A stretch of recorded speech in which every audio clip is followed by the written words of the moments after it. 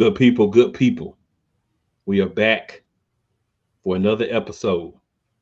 Monarchs of Wrestling. Your boy Cool McCain.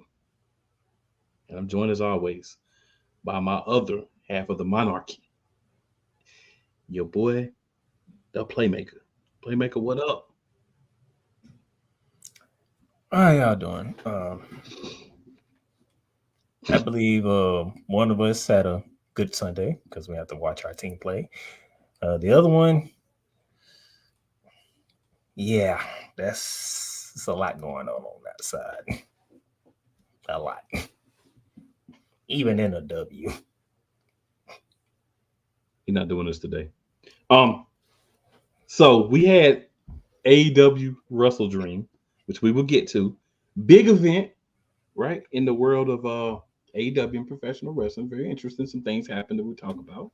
I Get won't call it a some big thoughts. event, but I said in the world of I meant to say the world of AEW wrestling. I said pro wrestling. I meant to say AEW wrestling. But yeah, you are correct. You are correct. But there's a few things that's big in the world of pro wrestling. There's one person in particular that a lot of people will identify with that became a transitional champion. But just he transitioned a little earlier than I thought, let's say. But, I'm glad you corrected yourself. I would say, but we kind of figured it was a transition champion, but I don't think we thought it would be this fast.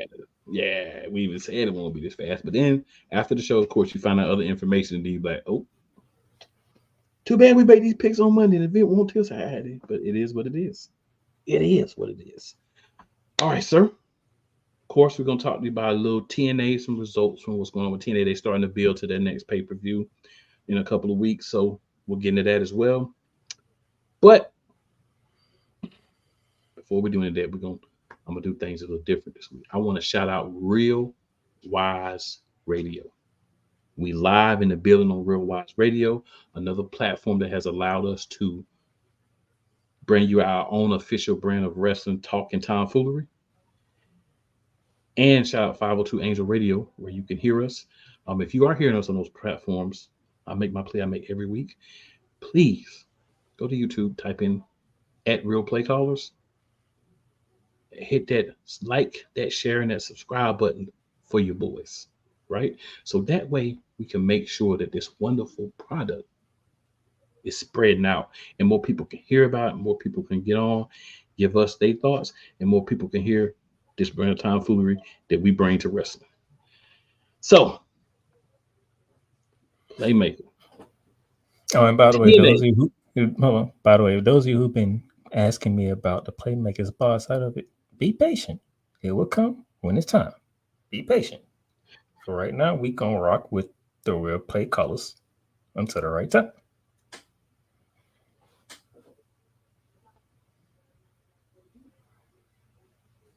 That's a Playmaker call, y'all. So that's all on him. Just saying, be patient. So, yeah, I'm just saying that's all on Playmaker. There is nothing on my side saying I don't want you to play on your channel, nothing like that. That's all on Playmaker. That's what you call nicely throwing your co-host under the bus. No, I'm just. But not really. That's just so people understand something you want to do. Like, right? Yeah. When you feel right, it'll happen. We can make it happen whenever. It's your decision. But I like where we're rolling right now. We rolling. So. Hey, if you like it, some people say you're being condescending when you say this, but those are just sensitive people to me. I love it. So we'll start off here. A little Impact. I'll give you some Impact results here. Some things happening there. They started off with a 6-person match. Wendy Chu, Rosemary, and Tasha Skills versus Masha Slam events. So Ruka and Jordan Grace. I want to say there was about 3 to 4 women in this match, and I'm like, yeah. There was some cakes in there. There's a weirdness. Anytime Cool brings up a wrestling match, you're gonna hear cakes. That's letting you know. Anytime a women's match comes up, you're gonna hear cakes. If there are cakes involved, man, I must acknowledge the cakes. I just want people to understand that may be me. All right, so All right, knockouts. The match. Of course, Jordan Grace, Masha Slamovich, and Sol Ruka won. Now, I would just say this: if you're watching, make sure you're paying attention to Sol Ruka, Jordan Grace, and Tasha Steelz.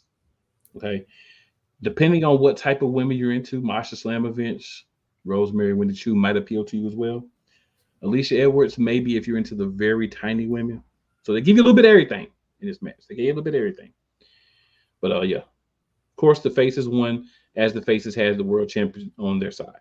So I don't think there's anything shocking about that. Nick Namath came out. He had some words. Joe Hendry came out just to kind of say, hey,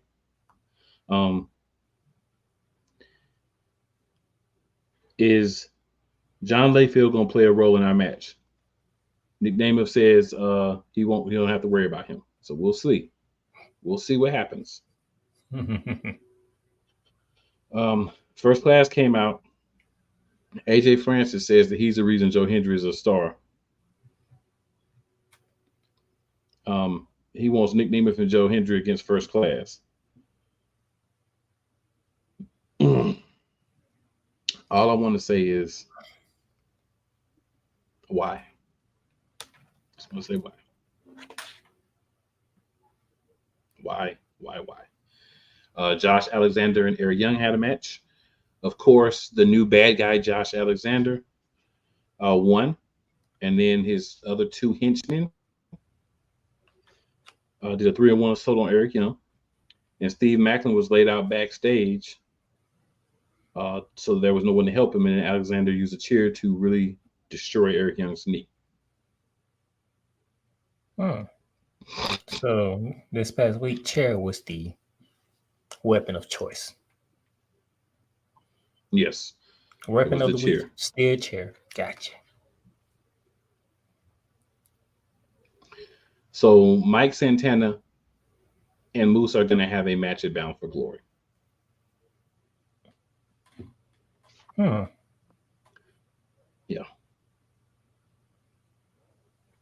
Interesting. Then we had a match. We had the Hardys versus ABC.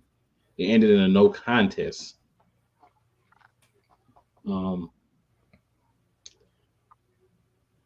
Of course, the system was the reason.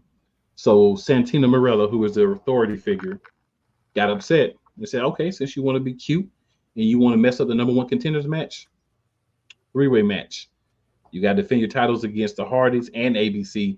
And not only you got to defend it against both of them, you got to do it in Full Metal Mayhem. So the system has to re-put up those tag team championships, Full Metal Mayhem at Bound for Glory against the Hardys and the ABC.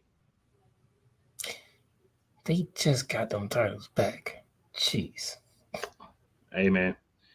When you make bad decisions, Santino Morella, I have to teach you a lesson. All right, so then we have Jason Hotch, Leon Slater, and Laredo Kid in a number one contenders match for the X Division Championship. And Leon Slater won that match. So he will be going on to face Mike Bailey for the X Division Championship. This is the role that he needs to be in the X Division. I think that's a great division for him because he's never going to be a really big guy or a really tall guy, but he's a really good wrestler. So I think putting him in this X Division is kind of for that. So for those of you who may be newer to TNA, the X Division is not a weight, right? It's more of a style. Like you're a guy that'll take it to the extreme, but you're not necessarily beating people with chairs and stuff. You're just innovative. You're creative. You're coming into the big leagues and you want to kind of show people what you could do. But on the flip side, you have an opportunity. If you have the X Division Championship, you can call your shot for a TNA Championship match by surrendering the X Division Championship. So another great point. There's only one pay-per-view they can do that at, but that can be done. So there's another incentive to be X Division Champion. It's called Option B. So it's just a quick history. You know, just in case you're wondering what the interest would be for that particular championship. Yeah, with So TNA's SummerSlam on the horizon. That's how I see Bound for Glory for them. yeah, pretty much the end of the summer, quote unquote, summer party. All right. Then we've got this match. Nick Namath and Joe Hendry against First Class. And of course, they're without Rich Homie Swan because of the situation that's been going on with him that we don't really rock with. But Casey He wouldn't have made a Navarro and difference AJ anyway. Francis, right? Casey Navarro and AJ Francis lost, of course, the Nick Namath and Joe Hendry, because when you're booked to be the two people that are in the championship match, you are going to lose. You're going to beat two Joe named Juventud who getting to read the fight with you. And pretty much people can say what they want, but that's who First Class is. If you don't like that, I can respect the fact that you may not like it, but that doesn't mean it's not true. You got the All name right. First Class, and there's nothing First Class about y'all. Nothing. You are. What's that? You're right. You're not first class. Anticlimactic. You're the first class. I guess you're first class at catching beat downs. That's all I can suggest. The only reason why you got the name, because y'all boys ain't living up to it at all. Real talk. So we got a couple of comments here we're gonna swing into right quick. So our man Daniel Berry from Daniel Berry Sports Highlight, make sure y'all check out his content too. Says, hey everyone, happy Monday. Appreciate you checking us out, Daniel Berry, man. I can't wait for the day when Daniel gets an opportunity to actually put what he likes and don't like, what's going on in wrestling at the moment. But I get Daniel is. He's always the first one in the chat. He be in it, bro. Respect for that. Miss Yolanda says, hello, fellas. Hello. Our co-host from last week. You know what I'm saying? All right. And then Daniel being Damien in the building. Being Damien. He says, can someone please explain where in the HE double hockey sticks Rico comes from? We don't know as of now what you're referring to, sir. So I have no clue. I know what he's referring to. I know what he's referring to, but I have no clue right now what you're referring to. That's how I'm gonna do Damien. The king of the spoiler. So our man BS3 in the morning with Cole Johnson says, ooh. It's the other and he says, Ash by Elegance. No cakes. And then he says, hey, my manners. Good evening, Monarchs. Do your thing. Do your thing. We haven't seen your girl in TNA for quite some time now. Well, she was actually did a little something on the show, but I didn't even want to talk about that because it wasn't relevant. It's just a makeover thing. So I left it. She around, but she ain't doing nothing that matter in the ring because you gotta have to be able to actually beat people and wrestle to do that. So it's kind of, brush that off to the side, slide. All right. So, well, we hit the 15-minute mark, so I guess we can take a break. That is actually exactly where we were going, sir. You've taken the words out of my mouth. So, let's get into it. Rams fans all around the world. It's a beautiful thing to be a Rams fan right now. Stafford's back. We will see about Cup. And running back Kerryon Williams to return. Lend me your ears, or should I say lend Playmaker your ears, as he breaks down week by week everything in the Los Angeles Rams canon. Number 99, Aaron Donald. Can't wait for 2029 to come to know that you are going in the Hall of Fame, and it should be first ballot, no questions asked. Join the Playmaker as he breaks down everything Los Angeles Rams style in Ramily Talk on the Playmakers Blog Network YouTube channel and where you can find podcasts.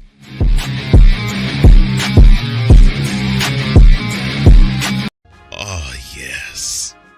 The tradition, the pageantry, the spectacle, the history, the slut. Wait. I gotta rep my brother's stuff right. All my DMV soldiers, stand up! And welcome to the Commander's Gridiron Report. You want your commanders to be repped right? Well, D. Willie is your man. Commander's Gridiron Report. Every Tuesday at 11:05 a.m. Eastern, 10:05 a.m. Central on the Sertoba Media YouTube channel. Music by J. Cool.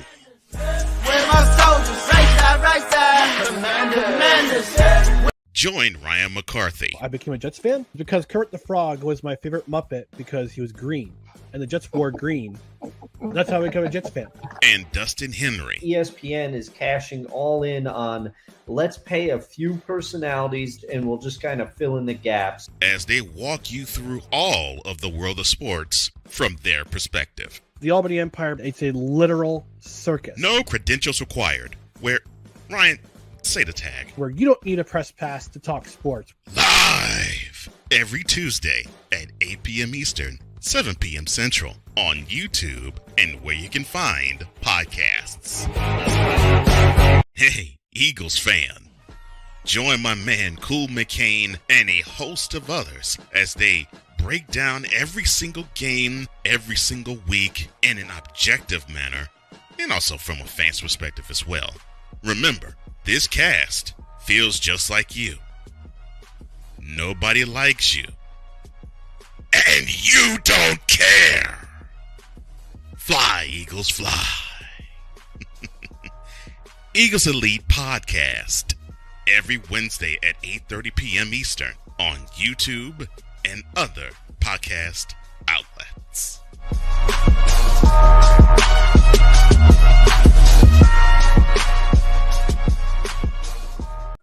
Drew Willingham. In this case, yeah, you put the blame on Kyle Shanahan for apparently not preparing the team enough for the overtime rules, supposedly. Cole Johnson. Peyton was considered the winner, and he was the darling of all darlings for Gerald. With a special appearance by Tyrone Alizé McDummy. Ain't nobody calling me. Text delete. Join these two football enthusiasts as they give you Total Football Talk. Live every Monday at 4 p.m. Eastern, 3 p.m. Central on the Sertoba Media and the Comey Media YouTube channels.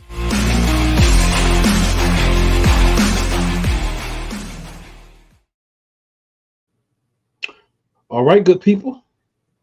We back in the building. Talking a little AEW now. Before we get started, happy belated Yes, birthday. Sir. Happy belated birthday, Jerry Jones.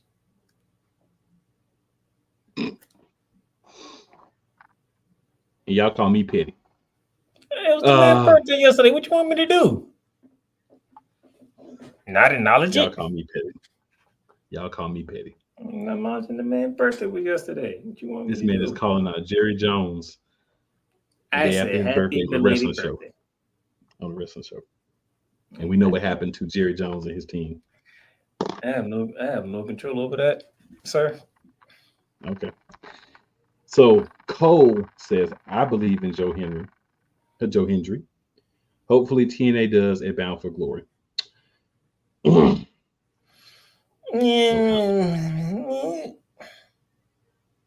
I'll wait. Damien says those Play-Doh cakes. Those are. He was referring to my team. Cole says Ed Damien Hernandez. No, he wasn't referring to your team. Play-Doh cakes. He was referring to Ash by Elegance and her lack of cakesuality. She looking a little bit like unleavened bread back there. Nah, you want to talk about petty? Hey, that's right. Happy birthday, Gerald. 82 years old, and the worst butt whooping his team took in 35 years he owned them, which is a fitting birthday present for, as our morning shift head shifter would say, Gerald. deserved. And I will say there's a lot of fans of that team that are a little bit upset, but hey, I'm not just saying pleased, happy but I'm not birthday to the upset. man. I'm just saying happy birthday, Sam. That's all. I hear you. So we're gonna go ahead and swing into WrestleDream here. We'll start off with the 0 hour bouts. We'll go quickly. Brian Cage defeated the dude named Atlantis for the belt. It doesn't matter too much because I don't even watch Ring of Honor. I mean, it's just they haven't done anything to make me want to see it. So, Anna Jay defeated Harley Cameron in what I must say was a fluffy cake match. I was not upset. I'm a big fan of Paige, so she was out there as well. I know she's Soraya now, but she's Paige to me. MXM had Rico join them as their third to take on the Acclaimed and Daddy Ass. Of course, the Acclaimed won. Orange Cassidy and Kyle Riley teamed up with the Outrunners to take on the Premier Athletes and the Dark Order. And of course, the Outrunners and the Conglomeration won. The Conglomeration supposed to have like 30 members or whatever, so I don't know why they team up, but you know, whatever's whatever. That's your 0 hour card. I will say, let's go to the main roster now, the main card, and that's all I'm going to say about 0 hour. All right, match 1 on the card: Hangman Adam Page versus the Switchblade, Jay White, who is back.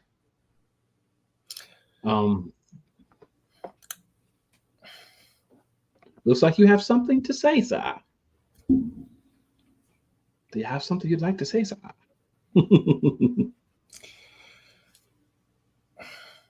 Damien wanted to throw a question in the chat, right? Mm-hmm. I have a question of my own. What are we doing with Hangman?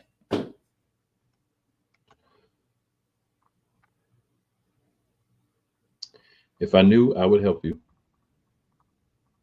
by answering that question for you, sir. But I don't know, so I can't really help you.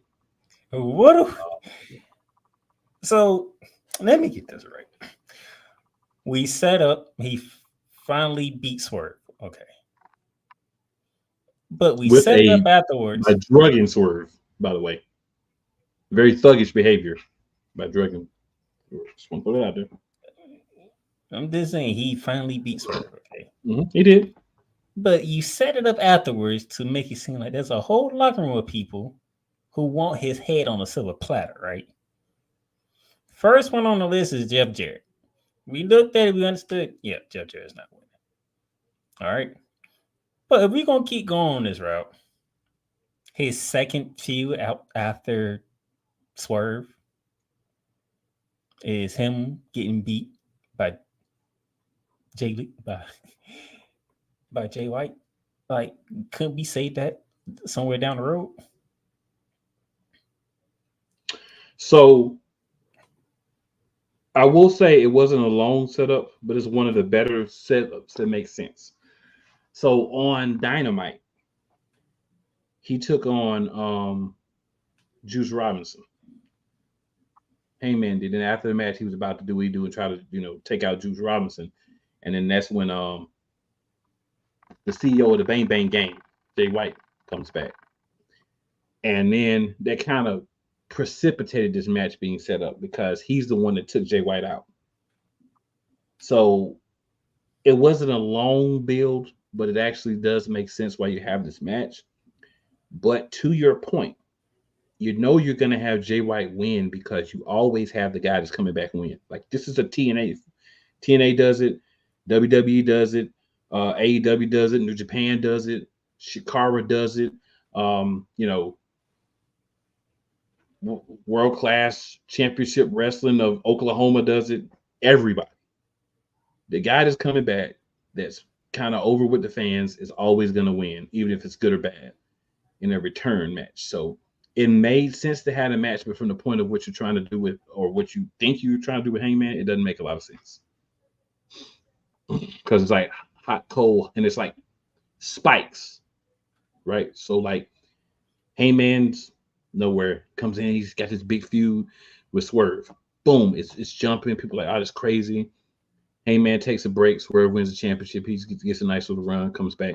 Heyman's not even the one to dethrone him. You do that to Daniel Bryan just so he can have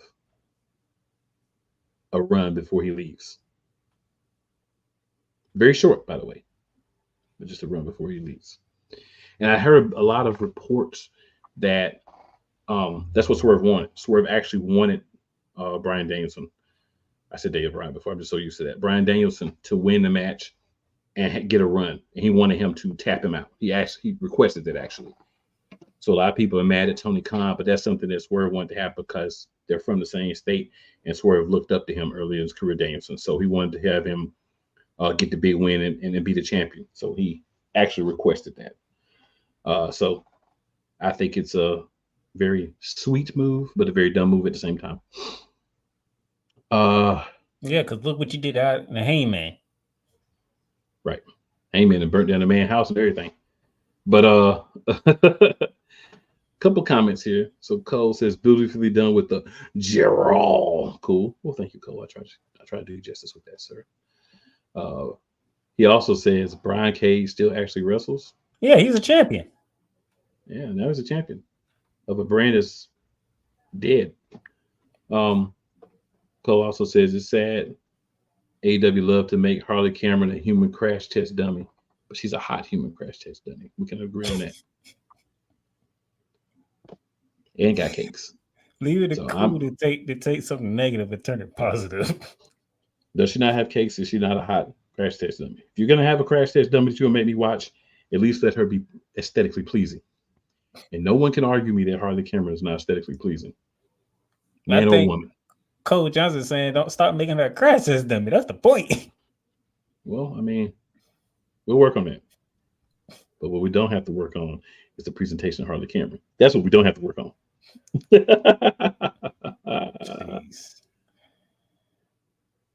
Cole also says AW is handing Hangman checks. They don't have a plan for Adam Page. No, they don't. I'm surprised he gave the gymnastics match 8.5. You got to go back up that comment. Wait a minute. Hold on. 8 point. That's very generous of Cole Johnson. Cole says we can agree that Harley Cameron is gorgeous. However, they treat her like hot garbage. All right. I was gonna say the comment till we got to the match, but we'll go ahead and go to it. I mean, but if we're going in order, then yeah. But Cole says the Young Bucks versus Private Party. I get a match at 8.5 stars. The kicks were in great form, and the somersaults were wonderful. That is a. And they actually won clean points, which I didn't see coming. Maybe because it's Private Party, and they see Private Party as no threat, so they get to win clean on that one. Yeah. So yeah, Paige losing this match was clearly what everybody knew once the match was made, but again, disappointing because there's no reason for it really. If you can't have so hot and cold booking destroys everything, and that's one of the things that AEW has to do better at. You know, I mean, if you gonna make Heyman a heel, let the man be a heel. Jeez. Yeah, let him cheat and win or something. You know what I'm saying? All right. Then next we had the Glamour, Mariah May, in a fight for her life against Willow Nightingale. So another cake versus mega cake match. She was in a fight for her life. Yes, she won the match, but let's just say she didn't look like the winner. So eloquently put it, she didn't feel like the winner after the match, laying in the ring with the belt. Oof. And Mariah May is a lot bigger and muscular than you would think. Oh yeah, I think other people were saying that. Like, wait a minute, we probably didn't understand the fullness of Mariah May until this match. Amazon, and not only is she an Amazon, she's a powerful one. And you can say what you want about Mariah May. I would love to see her in a tag team with Harley Cameron. Just gonna say that. We'll leave it there. You can say that, but I think Nigel McGuinness is on commentary putting all our business out there into the world because he's actually embracing it. That Joker is in infatuation, fearful infatuation. If I'm her with Mariah May, I would want a restraining order almost against Nigel. He was wilding out. Jeez, okay. Nigel, calm it down, sir. A little bit. We understand, but got to calm it down. All right, so our next match, Jack Perry, Jungle Boy Jack Perry, the scapegoat Jack Perry versus Katsuyori Shibata. The only thing from this match, and when I say match, I mean the action inside the ring, from bell to bell, is the fact that dude was no selling his butt off. I mean, Jack Perry, I'm gonna be honest with you, I don't mind you cheating on that one. Because that right. I don't mind the cheating on that one. I'm gonna be honest. Man, what I gotta do to put this man down? Jeez. Yeah. Now after this match, we had Daniel Garcia come out. Then we had MJF. The first of two returns. Yeah. And then the second of two returns. Perry hit Garcia with the title and he walked away. So MJF decided he was going to beat on Daniel Garcia. And then, it's all about the boom. Adam Cole, baby. Adam Cole returns. Chased MJF up the ramp. And then he helped Garcia up and they shook hands. So the undisputed. None of that makes any sense. So the undisputed kingdom is now seems to be Roderick Strong and his two cronies, which is fine with me because they'll fade into obscurity. So remember before when I was like, why are they making MJF a heel? This is stupid, blah, blah, blah. I didn't know how long it was going to take for Adam Cole to come back, so I didn't include him in that argument.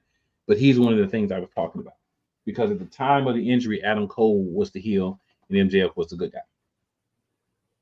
Right? Because Adam Cole turned on MJF. So in order for that story to really have a true ending, those roles had to stay the same. Once MJF went back to being heel, Adam Cole has to come back as face.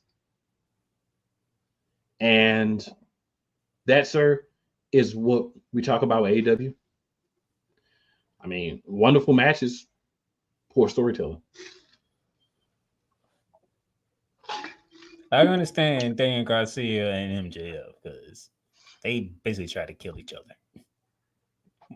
MJF started it. Those of you who don't know what's going on, MJF started it. Daniel Garcia got payback, and MJF's back to get payback for the payback. Mm-hmm. Instead, they threw Adam Cole in there. It's just like, yep. And honestly, there is no reason for Adam Cole to be there because he's the one that turned on MJF. So the only way they can really try to play, right? So the only way they can really try to play this off is saying, "Oh, I knew he was gonna do this and blah blah blah, whatever." Right? Yeah. For those of you who are asking why Adam Cole's a babyface, I'm gonna give you one. This is not AEW's fault. This won't be WWE's fault. It won't be it won't be no company's fault. Why somebody like Adam Cole can come back and be a babyface? It's simple. When you're gone for as long as Adam Cole has been gone, the fans miss that person. So when they come back, guess what? Everybody has joy. That person is back, so we can watch him do what he does. Adam Cole, baby. For example, The Rock. Everybody's thrilled. Cody Rhodes, Roman Reigns run, right? That's what we wanted. You beat Bloodline 2.0. You stayed him off from beating up on Cody Rhodes. It's a feel-good moment, right? Cool? Feel-good moment. Right. Rock music hit. The roof blows off in Atlanta. Why? He's been gone since WrestleMania. Or the night after WrestleMania. when you're gone for a certain period of time, don't matter if you're supposed to be heel or babyface, people are happy to see you. So Tony Khan, you don't get blamed for me on that one. Because I understand.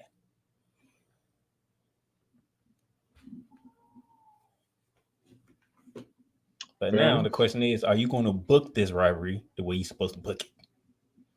The answer is no. But, yeah. Next, we had Will Ospreay versus Ricochet versus Konosuke Takeshita. Of course, anytime you have real Ospreys on a match, that would be match of the night.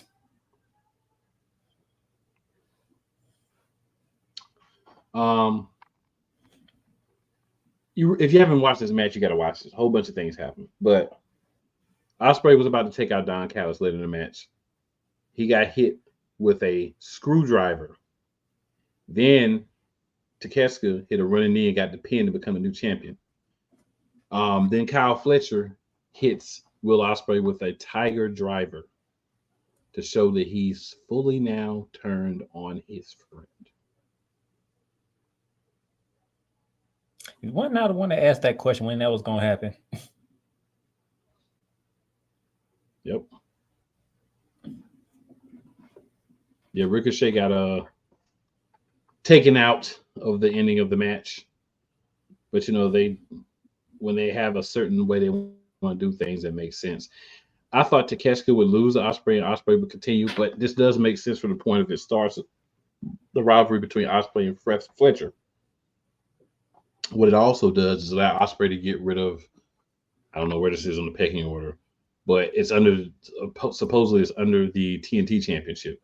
So now he can go after the TNT Championship, or something that's a higher caliber belt, because TNT Championship was the second men's championship that was introduced, right? So I would assume it has a higher ranking.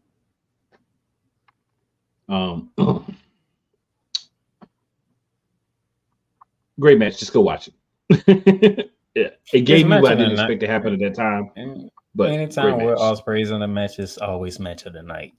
That guy does know how to put on. That guy does know how to put on a freaking match. That's why I say bruv is the man, the bruv. And his style has actually changed a lot from his original style because he wanted to prolong his career. Because he used to be even way better than this as far as the things he would do and how daring he was. But he talked to some OGs, some vets in the game, and learned how to change his style so he could last. All right. The next match is Hologram versus the Beast Mortis, who Beast Mortis is a part of the reinvigorated La Faction Ingobernable. It is some weirdly way run by Jake the Snake Roberts. Didn't something happen before this match? Their manager. I mean, if you want to talk about it, you can, sir. I mean, your boy came back. Yeah, but I was going to say that for a higher moment. A higher moment? Right. Yeah. Right. I want to talk about that at the end. You know what I'm saying? Well, you wanted to go in order, so I was wanting to make sure, like. We'll go ahead and talk about it. Fine. No. The Beast Mortis, of course, lost because no one beats people when they're undefeated and they're just getting on TV for people to see. And why is he still called the Hologram? I need a new name. That's his name, bro. That's what he's going to be called. Now, here's where we start to get on Tony Khan. Because going in, we said there's one match that it should be a definite winner, and that winner should be it because there's no winner where the other guy should ever win. That didn't happen. If you don't know what I'm talking about, Brody King took on Darby Allin. And we have Darby Allin. Final way for Darby to win. Darby Allin did 2 coffin drops, which is the dumbest finishing move in wrestling right now, to beat a bigger, stronger Brody King. And then they shook hands. And yeah.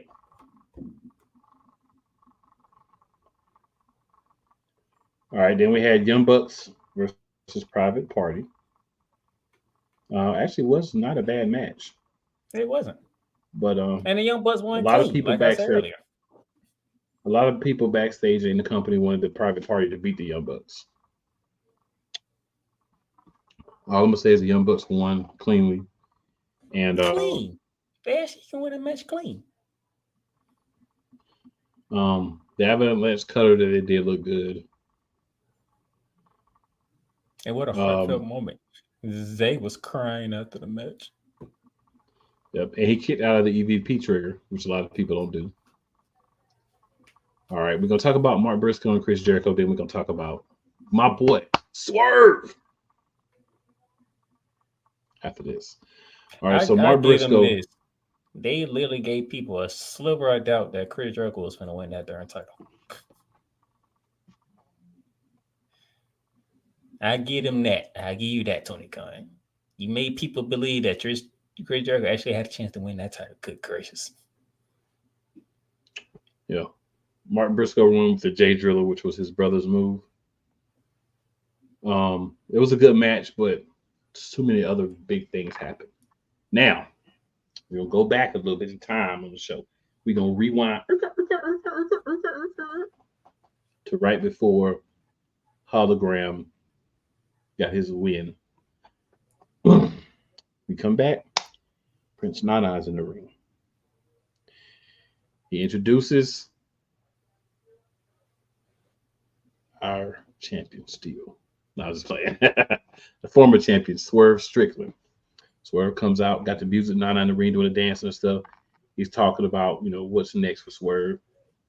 And out comes MVP, Montel Vontavious Porter, and Shelton Benjamin. And they are trying to goad Swerve into leaving the side of Prince Nana. Long story short. So Swerve is basically like, look, I agree, you have some good points, whatever you have helped me, but Nana gets on my nerves sometimes. Sometimes I can't find the backstage or some things I'd like them to do better. But Nana is family. And I don't turn my back on family. MVP, Shelton Benjamin get mad. Shelton Benjamin gets in MVP's face. Prince Nana, he's like starts almost sobbing because he's happy. He pushes MVP. Shelton Benjamin pushes Nana. Swerve pushes Shelton Benjamin. Like, what you gonna do, sucker? Like old school Booker T, sucker. Of course, he didn't say that, but just a mannerism at that particular second. And looks like what I expected. We're gonna get Swerve versus Shelton Benjamin. No Bobby Lashley yet. They had to be separated by referees. I really don't think they were needed, but it added to the mystique of it. And I mean, it was an alright segment. I like what Swerve said. I wasn't that fond of MVP's interaction in that. See him do much better. So, once Bobby gets here, MVP, I'm going to need you to be better. Better. So I'm just going to say, we're going to set our clocks, and we're just going to wait to when Swerve makes the change. It's coming. Fair enough. It hasn't happened yet, though. It's coming. Maybe it's going to happen after Barbie shows up, and that'll be the deciding factor. Yep, then we're going to hit the main event of the evening. Former BCC brothers. This would be like me and Playmaker fighting. Because one of us turned on the other, right?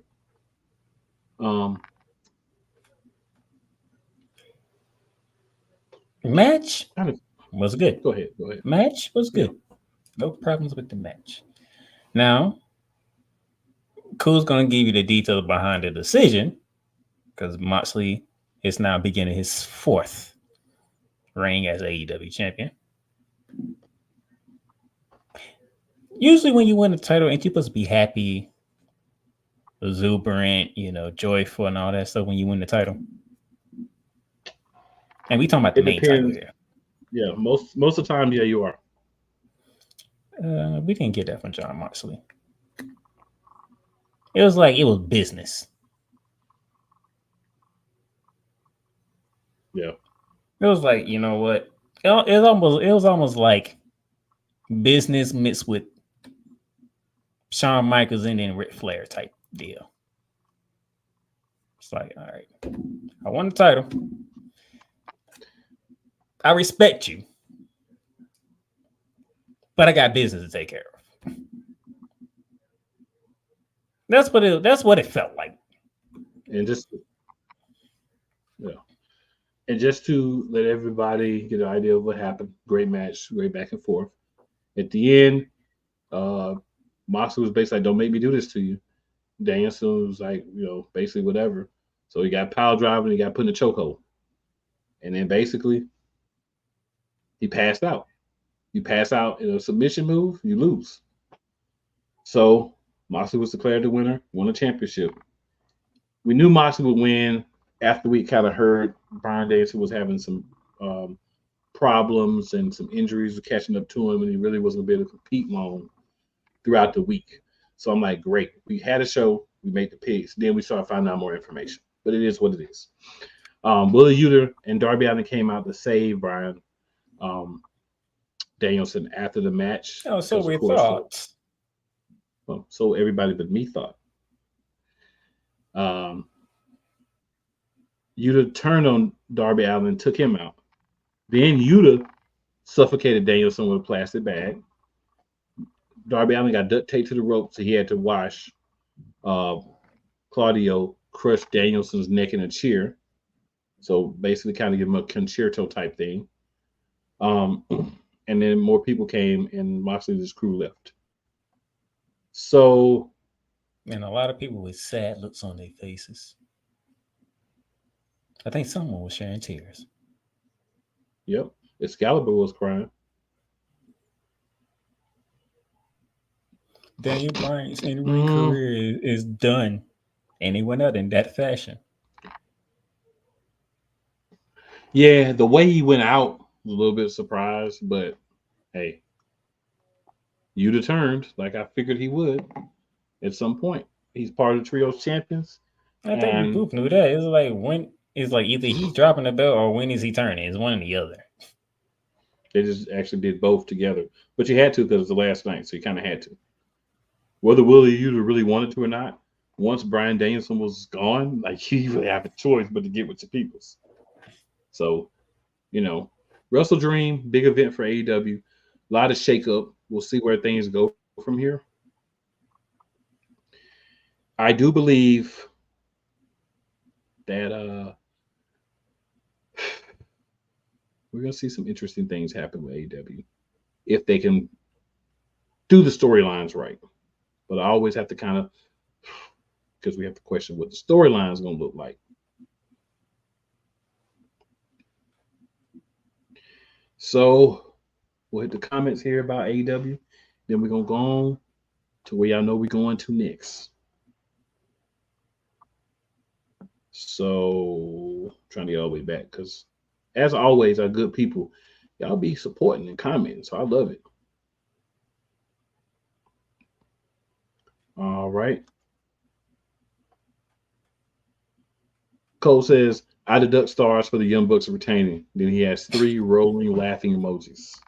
They won clean, man. They ain't cheat. They won clean. Yeah. I need to be like the United States coach. I need to throw the review in now. They won clean. Cole also says the angle from the end of this match until they cut to the next match was horribly done. It's AEW. Yeah. He says all of a sudden the man with the Kitty Disney villain song is an over baby face and a snap of a finger. Go, baby.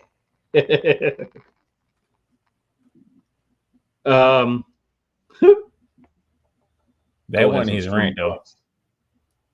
Cole has That's his rank. Cole says, I don't give a crap about how long he's gone. AEW saddled Adam Cole and his faction with a villainous song. Kindergartners were loudly saying, get on the ball, AEW. Outside Mr. Hardcore Finder, Cole. You should know this.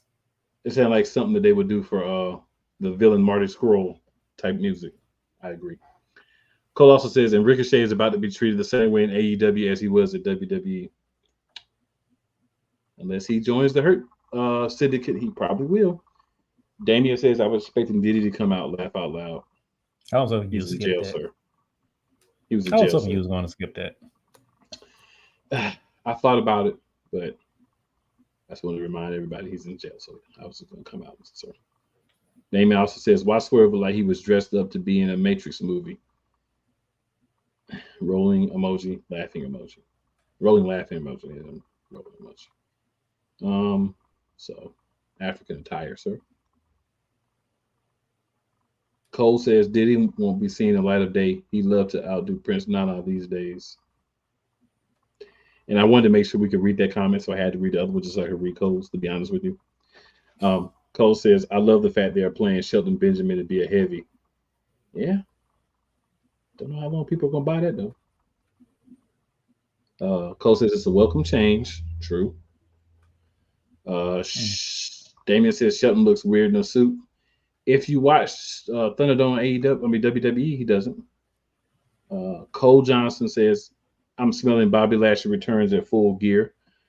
Or before. They treat Dynamite like it's a pay-per-view every week, so may not even make it to the end. If they do that, Cole McCain gonna go ahead and go off. He do not want to see Bobby Lashley first appearance on the Dynamite. This is true. Cole says, in the main event, the part where people were hating the whole pay-per-view on, I get that Danielson and Moxley are boys in and out of character, but it would have been better if Castagnoli would have won the AEW title. But yeah, the leader's got to have the AEW title. He'll go get the Ring of Honor title or the TNT title or something because, yeah. I'm going to leave that there. That's a whole other 20 minutes I could go on with how they've done Castagnoli since he's been there. But, so I agree with Cole and Ricochet because it did the same thing with Claudio. Cole says, I think Danielson wanted to officially make his 25th anniversary of being in professional wrestling, possibly. And then Cole says the match took place in Tacoma, so there was a home court advantage Danielson had where the air was taken out of the building. Yeah. So, good people, we're moving on. Before we do, shout out everybody watch, everybody in the comments. Make sure you like and share and subscribe if you have not already. And let's get this thing moving. We're about to hit these commercials. We're going to come back up in this piece after the commercial. Y'all know what's happening then. Y'all know what's happening then. A couple things might need to talk about. Just a couple, I think, in the world of WWE. Maybe not too much, just a couple. Let's go. Get in the game at BetUS, America's favorite sportsbook. Over 50 sports, live betting, online casino, horse racing, esports, and more. Start now and enjoy easy deposits, fastest payouts, and the biggest bonuses. And for over 25 years, BetUS is a name you can trust. Mention TV 150 now and get up to 150% in bonuses. BetUS, we've got your game. Call or visit BetUS.com now to join. Poppy J. You got the option to cry for the government. You got the option to protest. You got the option to keep buying. But this is also an option. Wise El Jefe. We're the first tech geeks. We're the first gamers. We're the first everything. Everything. Like Gen X's, we are the ones. BS3 Network proudly presents the crew from the New York boroughs who never wants that smoke. Nah, they want that fire. Bobby J and Wise El Jefe. Fridays at 9 p.m. Eastern, 8 p.m. Central. Check your local listings for your viewing and listening pleasure. Whether it's news, the largest egg producer finds bird flu in chickens at a Texas plant, weather, devastating tornadoes rip through the heart of the United States, inspiration, a breast cancer survivor completed the journey of chemotherapy, and now begins a future one of matrimony or sports. Michael Jordan is shown on a photo with Diddy. LeBron James has a video extolling the virtues of a Diddy party. This has been yet another beating a dead horse presentation. We got you covered. BS3 Network proudly presents The Morning Shift with Cole Johnson. Live every weekday morning beginning April 29th at 8 a.m. Eastern, 7 a.m. Central. Join the transporter to Hades. Your butt and gut becomes one. Join the reformer of hooker whores. This is my daughter, Placenta Booty Johnson. Join the bronze god. Whenever you are in distress, take off your baseball cap and throw it in the air. Join your very own superhero of broadcasting, Chris Bass. So whatever color crown they get, they palm it and do 2 circles, and that translates to, I can beat up black people. As she takes you through the week's paces in Baseline. Live every Saturday at 8 a.m. Eastern, 7. Everything Boston. I love you morons. New Kids on the Block, New Edition. Dear whatever the law firm is. Sincerely, the U.S. Supreme Court. Ben Affleck, Matt Damon. Go yourself again, Jason Whitlock.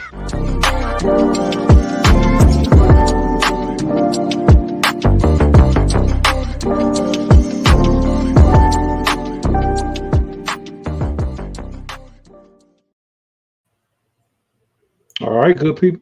It's that time. WWE. I'm gonna say one thing though before Playmaker goes. That's one thing. Raw is back to 2 hours starting this past week. Why was the 2-hour Raw better than the 2-hour SmackDown being since before Roman Reigns was the champion anymore? How did they fit so much good stuff in? All those commercial breaks y'all was complaining about in the chats and in my different groups. That's why. Because they did more, but they did smaller commercial breaks so that way they could have more action. They could break things up more. So why you want to complain about it? It actually made for a better show because you got a lot more on it 2 hours of Raw than you get on 2 hours of SmackDown every week, including this past week. Playmaker, I just wanted to get that out. All you, sir. I think that's just the beginning of the stuff I think you have to get off your chest today. Number one. We opened the show. First of all, let me be very correct when I say this. We opened the show in St. Louis, Missouri with Sexy Red on Raw.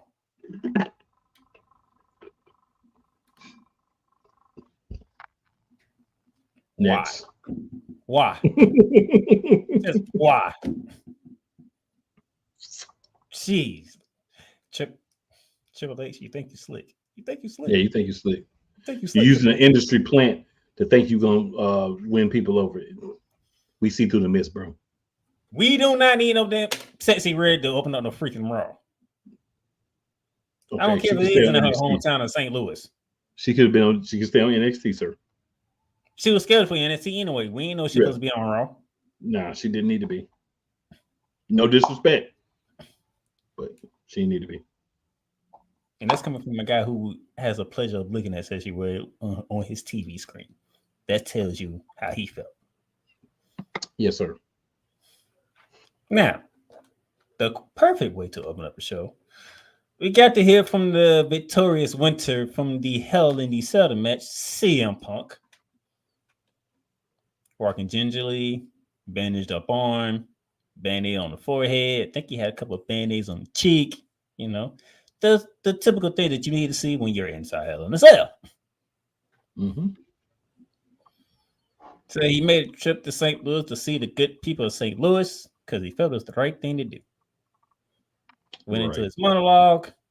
And he says, I don't know if I'll be back, but I'm finna go home. I ain't seen my wife in almost a month and a half, and I got a lot of things to buy.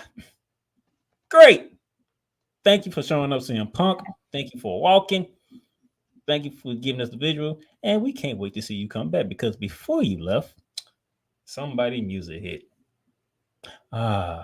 He is a visionary. He is a revolutionary. He is Seth freaking Rollins. Decided to have a little face-to-face with CM Punk on his way out of the arena, and CM Punk and Seth Rollins on his way to the ring. So we will see CM Punk But when will it be is the question.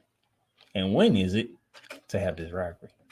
Because you can smell the rivalry in the air. But before that can happen, though. But the Visionary has other problems to deal with first.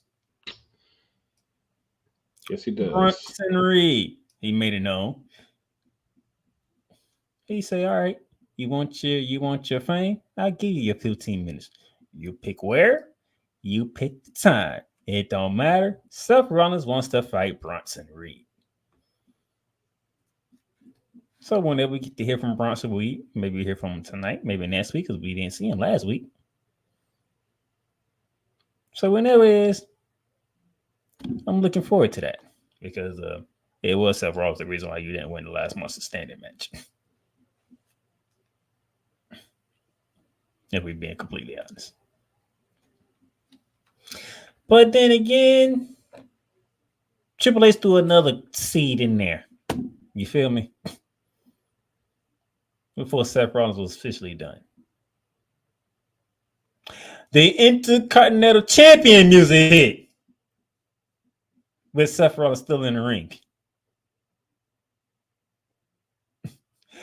And if history tells us anything, Mr. Cool McCain, we know how Seth Rollins feels about somebody coming in.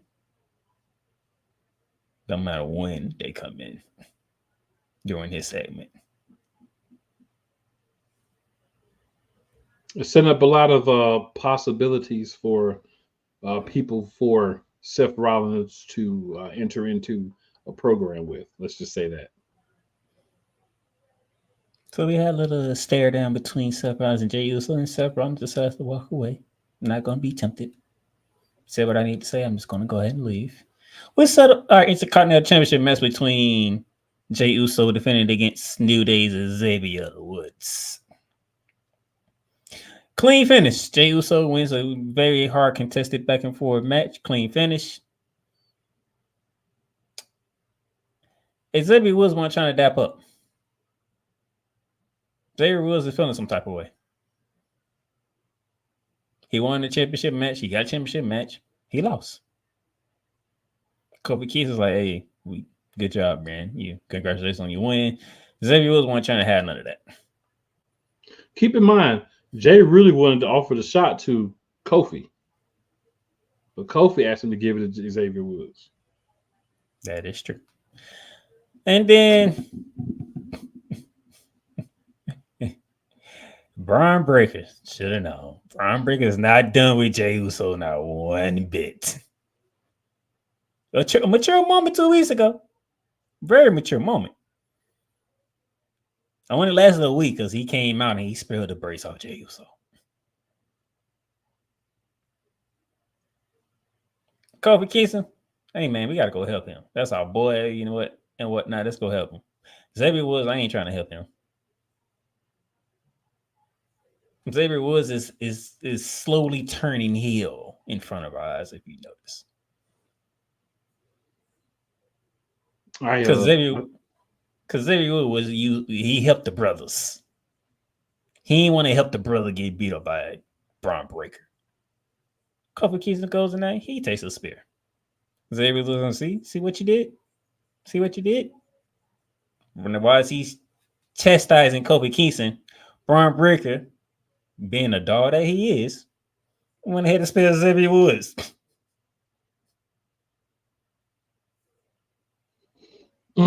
I like the descent into madness, I'm going to call it, for Xavier Woods. I like that they're doing something with him because for a long time, no one has cared about Xavier Woods. I'm just going to be as frank as I can be. The biggest pop he's gotten as a wrestler has been when he won King of the Ring. But I think it would be a good thing for him to do the heel thing. I think he needs to join a faction or make up a faction, though. I don't see him being successful on his own.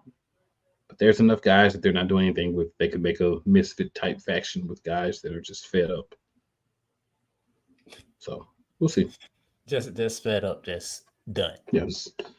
Yeah. Mm-hmm. All right. Now we have to go this route because those of you who know me, y'all know I'm typically I like the baby faces. That's typically me. Correct. I'm the guy who loves the good guys. Every now and then we'll sneak some bad ones in there. It's just for the right reason. This is one of those right reasons. We go backstage. Miz is having a conversation with Ken Cross about what took place the previous week because, he turned on R-Truth, and me and Kubo said on this very program that it was well deserved to do so. Guess who comes into the conversation? You guessed it, R-Truth. R-Truth coming at, I forgive you. You thought I was somebody else. Was it just me? Was I the only one getting a headache listening to R-Truth speak? Yeah, because it's old. What he's doing has ran its course. You know what I would like to happen, never will? If Xavier Woods was to find him in the back, slam up against the wall, and be like, stop it. Let's talk. Miz looked at R2 was like, no, I did it because I'm sick of you.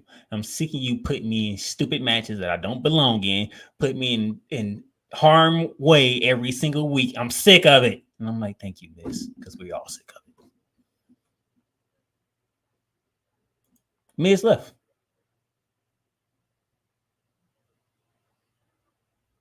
Like, yeah, I'm going to need you to stop. It was funny for a while. It's not funny no more. It's just not. So, can we do something else with R-Truth, please? If not, have the Miz get rid of R-Truth. Because usually I'm not the one who is happy that the Miz turned heel. This one I'm happy because it's stupid. That man get put in matches he shouldn't even be involved in. But because of R-Truth, being R-Truth, he's in these situations over and over. And at some point in time, you get sick and tired of it. And that's what we have with the Miz. Sick and tired.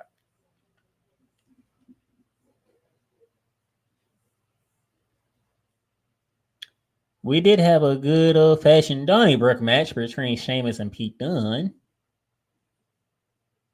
And it's when you hear a good old Donnybrook match, when it's like how you went, a good old Donnybrook match. Everything being used, ladies and quicket backs and whatever else out there.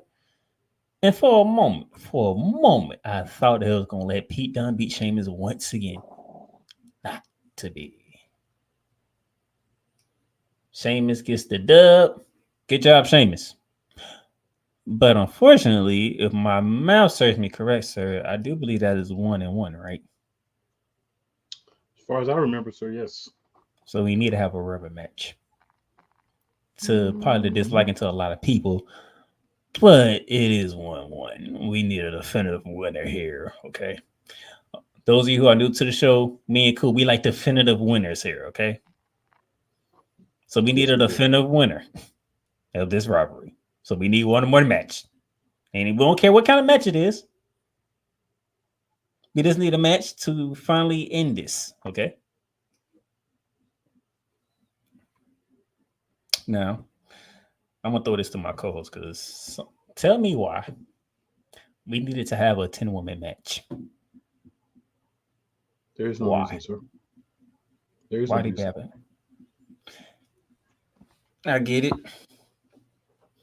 When you can look at Kaden Carter, Katana Chance, and Zelina Vega, and Lada Valkyria, Natalia, and you got the PFCs, and you got the Unholy Union. I get it. So the PFCs are nothing anybody wants to look at. Let's just put that out there. Okay, nobody wants to look at the PFC. Well, correction. No men want to look at the PFCs. But there are people who may want to look at the PFCs. So I recant my previous statement. Carry on, sir. I get it. Nothing wrong with looking at the women. But we did not need no 10 women tag match. That match was so congested and clustered. Just didn't feel right. Just didn't. And remember, he said it was a 2-hour show, right? Mm-hmm. With all that it gave you, we had one match left. The main event is for the World Heavyweight Championship. Gunther versus Sami Zayn. Oh, and by the way, guess who was in attendance? The Universal Champion, Cody Rhodes. It was in attendance at Raw. Now, why he was in attendance, you say? Because he's a SmackDown superstar? Because Triple H gave this bright idea that the main 2 champions on the men's side and the main 2 champions on the women's side needs to face each other at Crown Jewel to be crowned the champion of champions. Which still to this day, none of us even like.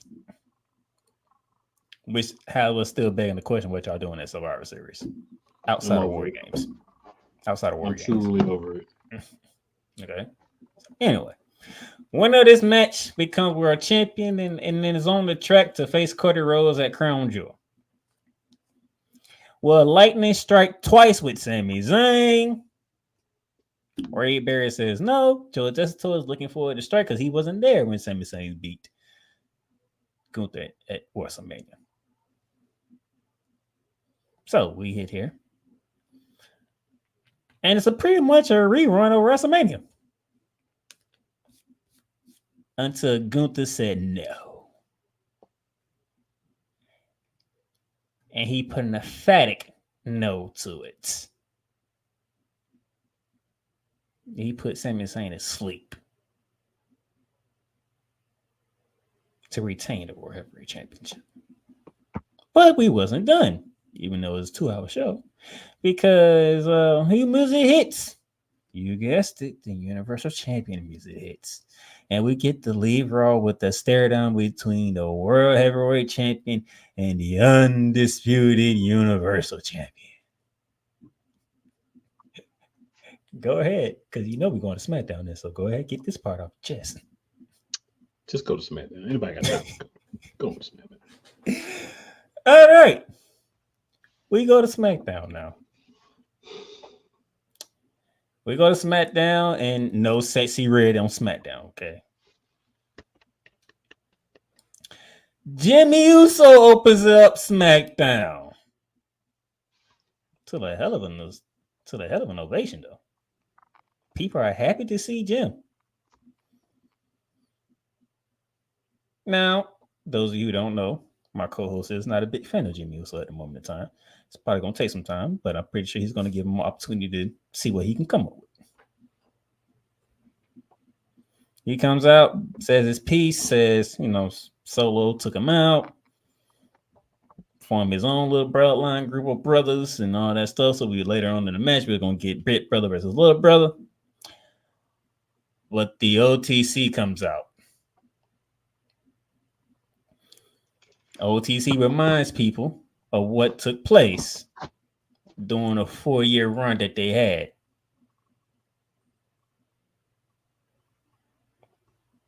They was dominant. They won championship. They had money. They had it all.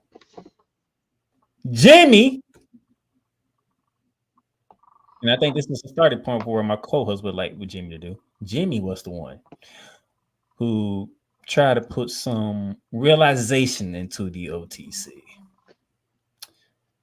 When Roman Reigns said, "We are the ones," Jim was like, "But we're not." Crowd chanting, "Yes, you are. Yes, you are." He was like, "How?" I see a chief with no tribe, no all follow around your neck. There's no titles around our waist. We need help. Fans chant, "Yeet, yeet, yeet, yeet." Roman Reigns, no yeet. Jimmy's like, "You don't have to like it or not. We need help." And walked away. The beginning of SmackDown, sir. So thankfully, Cody didn't come out because he just most of the time has to be involved in everything. So thankfully he didn't come out. I like where they're going with Jimmy. If they actually don't have Jay, I think this would be better. You've got other family members out there. You've got one that's signed to WWE in Hikuleo, who is the brother of Tamatonga and Tongaloa.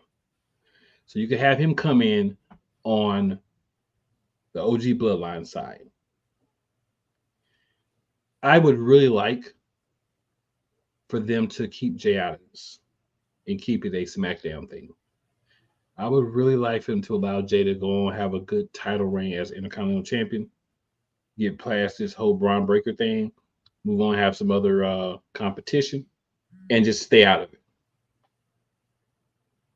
I'm fearful that they won't do that. And what that really does for me is you spend all this time building up Jey Uso, main event Jey Uso, and all that for him to go back to the Bloodline. And he's not even going to be the right-hand man because it's going to end up being Big Jim. Because the first person standing beside you got to be a right-hand man. Who's with the original Tribal Chief right now? Big Jim. Who is the only one that acknowledges him as the Tribal Chief? Big Jim. Because he said that in promo too. And remember, I was about to go there. Thank you, sir. Remember, he said he's the only one in the family that acknowledges Roman Reigns as the Tribal Chief. Is Jey Uso not part of that family? So that means he's not acknowledging him as the Tribal Chief either. So why? Well, where would they? I got a feeling they doing something like Roman Reigns is still mad at Jay. Jimmy is like, out of everybody, anytime I needed help, there's only one person that I knew I can count on, and that's Jay. Right. So he's got to be first on the list. That definitely makes sense, but I'm saying Jay has his own completely different thing that he's going through on Raw. Let's let him do that. He don't have to be in the bloodline. Every person that shares their bloodline don't have to be part of that story. Yeah, but I got a feeling about 90% of the fans out there is gonna want to see Jay back in there. Even if for that one match. You can't do one match, Playmaker. You can't do one match. I'm just telling you how the people stop it. You can't do one match. If you do that match against the bloodline, they're coming to Raw. They're going to cost you your championship, and you're going to end up in a pool of blood. Leave him out of it.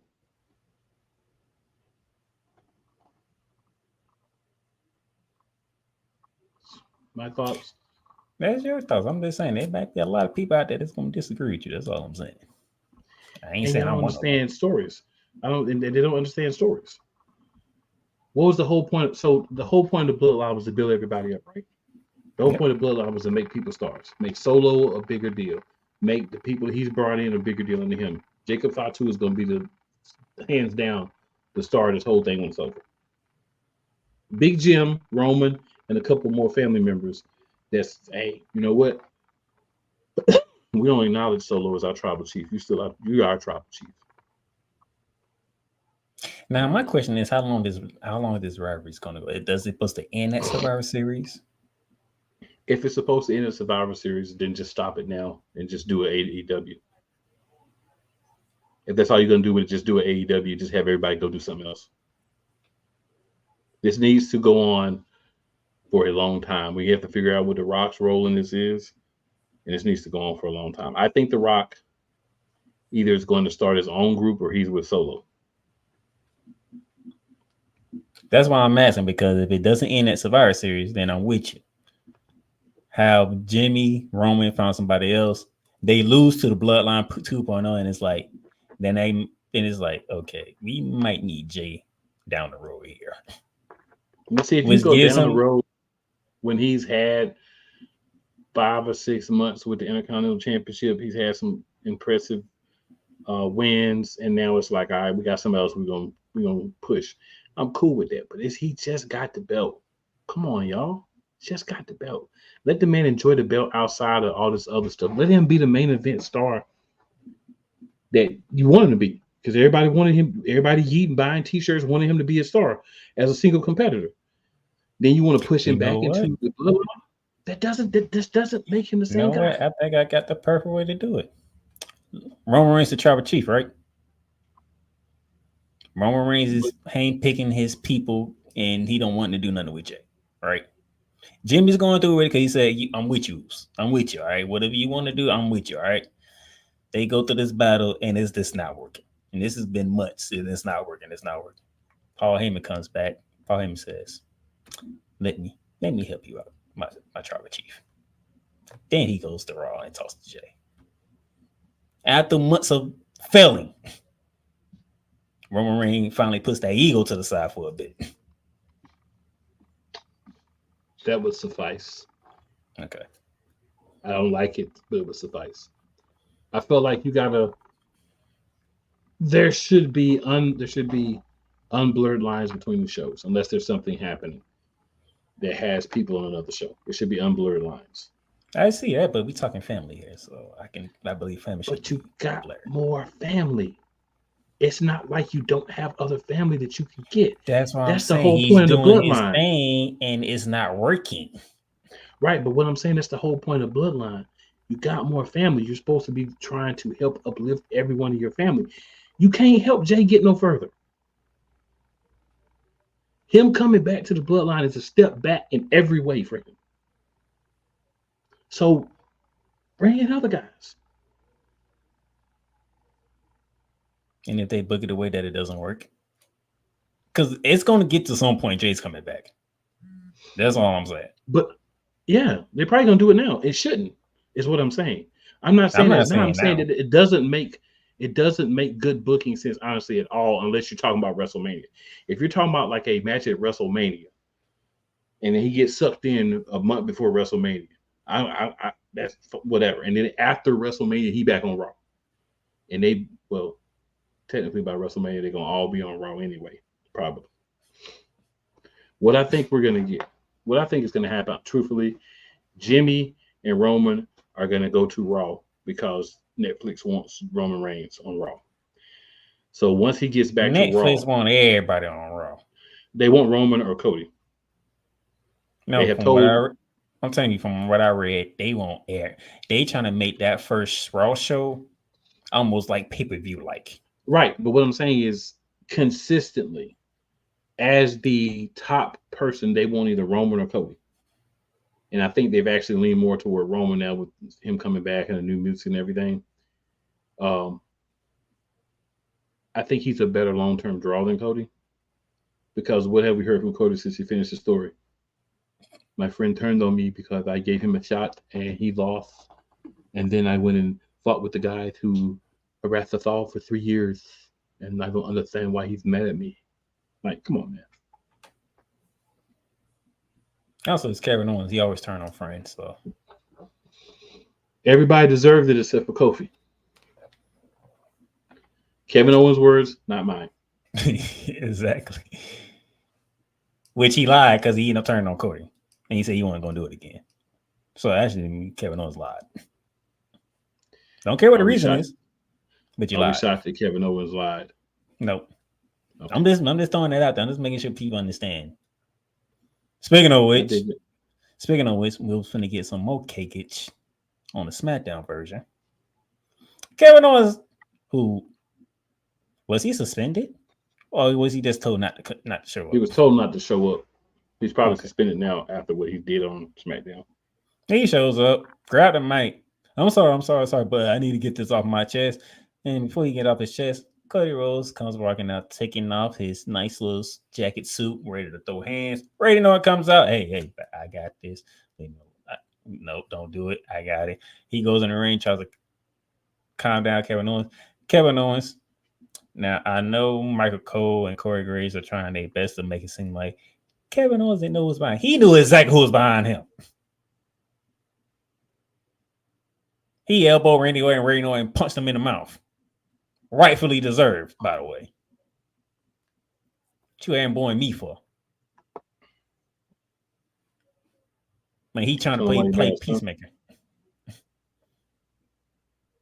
And speaking of which, there was backstage. Randy Orton ironically, being Peacemaker, tell Cody Rhodes, get on your bus, get out of here. You got other things to worry about. I'll take care of this. I'll talk to Kevin Owens. Well, guess what? There was no talking. It was Kevin Owens stumping away on Randy Orton, talking about you want to pick sides. And quite frankly, Randy Orton ain't even picking no sides. So now Kevin Owens turned on two of his friends.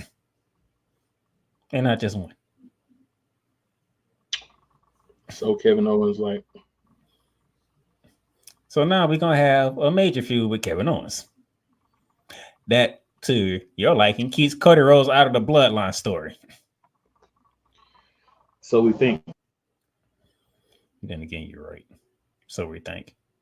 As my co-host disappeared. Now, the match that was supposed to happen before Kevin Owens interrupted was the women's tag team championship match with the power case of Bianca Belair and Jade Cargill defending against NXT's Last Legend and Jakari Park and Jakari Jackson. Oh, I would remind you. Cole loves Miss Parker. I love Miss Jackson. Cool, just love everybody with cakes. You're muted. This match. Thank you, Triple H, and whoever else allowed this match to happen. Thank you. Flash Legend. Miss Park. And the Thunder Cake Twins. It's Miss Jackson, not Miss Parker. Get it right. I mean, excuse me, Miss Jackson. I'm sorry, Miss Jackson. I'm sorry, Miss Jackson. I'm so for real. I was thinking Miss Parker because we gonna let me Miss Parker, but Miss Jackson. Couldn't ask for a better match. And it was actually a good match too. So when you can combine major cakeage on this level and a good match, I'm gonna have to go Jacob Fatu. I love my Tribal Chief. I do have one problem. I have one problem. Of course you do. So Chelsea Green was dumped in a dumpster a full week ago, right? A full week, a full 7 days, right?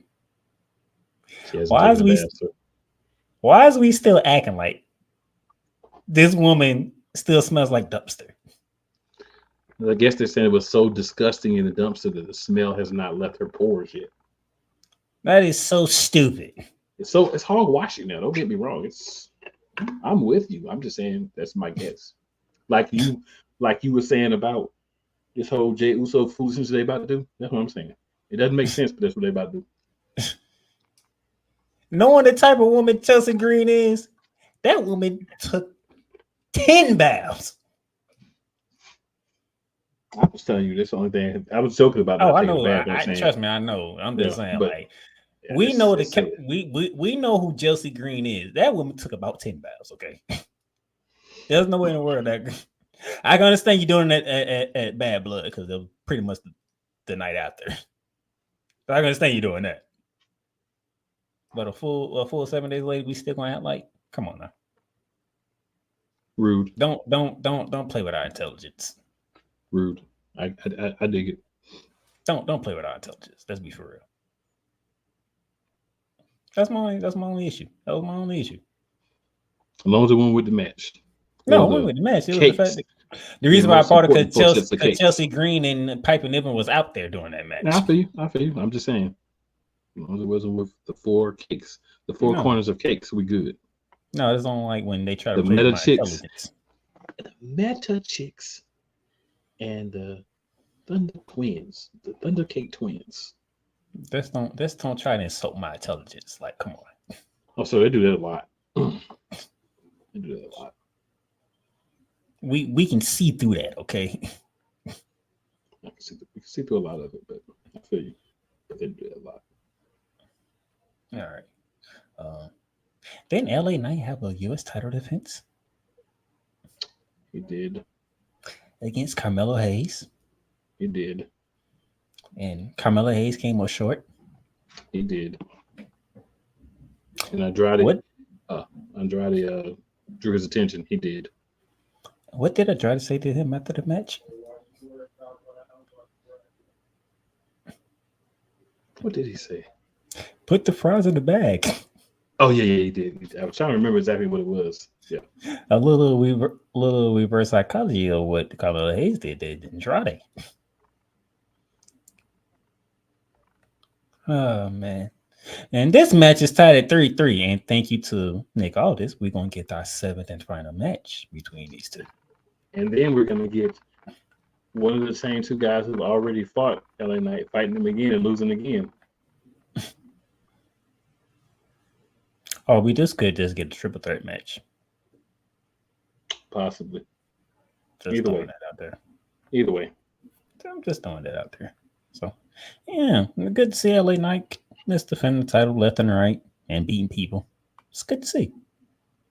Very good to see. And then we get to the main event. Big Bruh versus Little Bruh. Now we all know Soul Sequoia ain't finna come out there alone. We know how this goes. It's the bloodline. Mm-hmm. He's literally remaking the bloodline to what Roman Reigns did. Match goes on. He don't even have the U.S. title though. That's what's crazy. Yeah. Match goes on. Chief, you ain't even Universal. You ain't even not Universal. You ain't even United States champion. Match goes on with the help of the Bloodline 2.0. Solo defeats Big Bruh. Jim Uso. It's 4-1. Of course, Roman Reigns is gonna come out. They do their thing, and I'm just gonna say, OTC. Now you're getting to understand of what it was like when you was running the show for 4 years. Now, we'll say this. There's one important thing that we didn't talk about earlier. I know we get to the end here. One important thing I have to throw in. So Roman Reigns said, I'm not a wise man. I'm not this. I'm not that. I'm not the planner. I'm not the strategist. So what that means is for them to be successful, they need their wise man. Their wise man is going to return with Hikuleo. I brought that up. I don't think you heard me. He's got to. I don't think I didn't. I missed it, but yeah. You missed it because you still caught up when Jay been getting involved. Him or it could be Zilla as well. That's all I was saying. Is after months of Roman making a decision, trying to do stuff that's not working, Paul Heyman returns. Yeah, because he's gonna probably try to get like Cody and Sami Zayn or something. Sami Zayn is completely free for whatever. Because that's what happened to him over.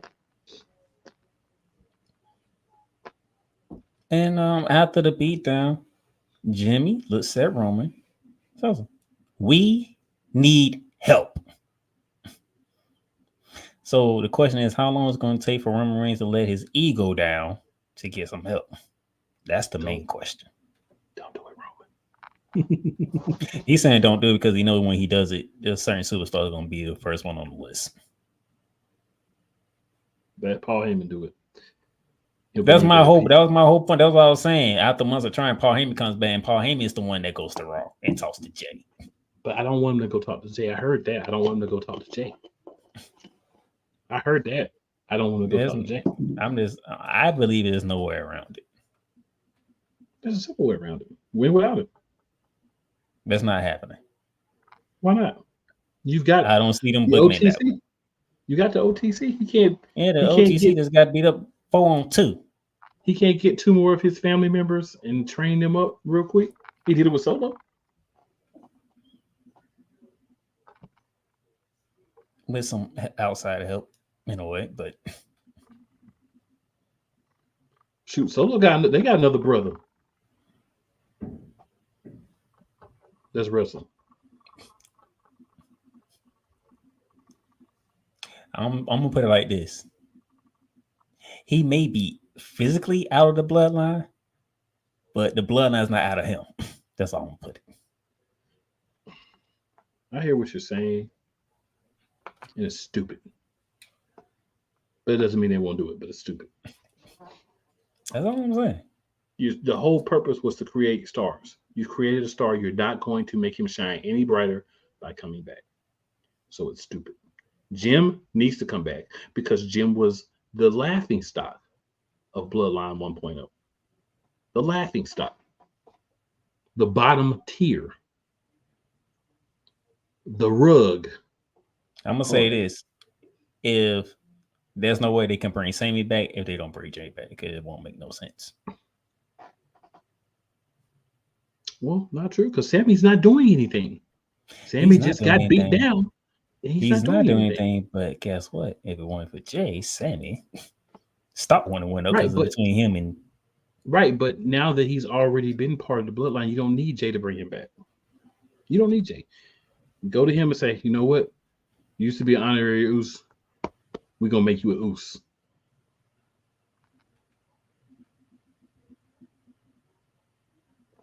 Just saying. We'll be following this bloodline civil war right along with y'all to see how this gonna turn. It's not gonna go how I want it to because they don't have enough intelligence. I'm more intelligent than the writing team. No, I'm just capping right now, y'all. I'm just capping a little bit. But I'm just saying, do something different. There's nothing evolve. Well, it gets to a point where the original versus the new is what people like seeing. Roman is original. Jimmy is original. Sammy is original. Solo is original. He's not going to be there. Jay is original. He didn't have to be there. It's like the Four Horsemen. You get 3 of them, and you add somebody new. Bam. We'll see what happens. I mean, I know what's going to happen, but it's stupid. All right. We're 12 minutes into Raw and 8 minutes above our time limit. So, let's get up out of here. It's all Playmaker fault.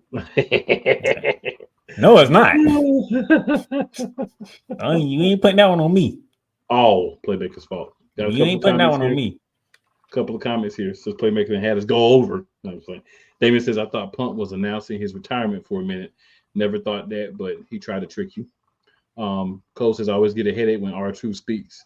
Glad that Miz turned on him. Cole also says, here's something we should do for truth. Retire. And there was a comment earlier that I wanted to make sure I highlighted that I agree with that Yolanda said. I don't know if I said anything about it or not, but I want to. You mean the last 2 comments he put? Because she was the last one to comment. Okay. Yeah, it didn't show up at first. It's a little wonky. All right, so Yolanda says, they have always made R-Truth be the silly black man. I'm over it. That had to be put on the screen.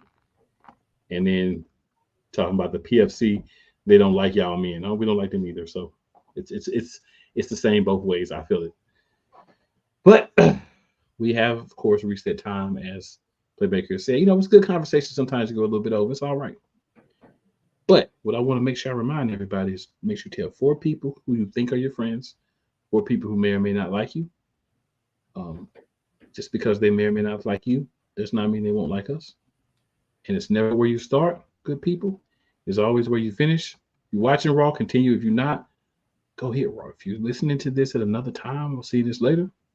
You know it's your boys. You know we in the building. We always here. Every week. That's what kings do. And we them kings. We'll holla.